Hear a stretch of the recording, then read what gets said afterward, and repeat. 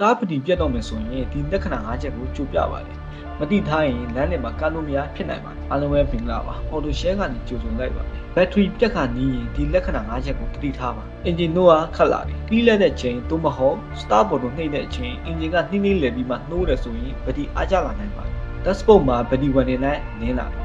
ပတိပုံစံအနီအောင်ပြီးပေါ်လာရင်ချာဗီစစ်စတန်ဒါမှမဟုတ်ပတိကိုစစ်ဆေးတင်ပါလေလဲလက်နေမှိန်လာတယ်ညဘက်မှာမီးတွေမလင်းတော့ပဲမှိန်လာတာပေါင်ပေါင်ဝေးလို့နှေးလာတာနဲ့ပတိအားနေတဲ့လက္ခဏာဖြစ်နိုင်တယ်ကလစ်ကလစ်အတန်ထွက်ပြီးမလို့တော့ဘူးစတာလုံးတဲ့အချိန်ကလစ်ကလစ်သာကြားရပြီးအင်ဂျင်မလို့ရင်ပတိအားကုန်တဲ့အချိန်တွေဖြစ်နိုင်ပါတယ်ပတိတက်တန်း2နှစ်မှ3နှစ်ကျော်လာပြီ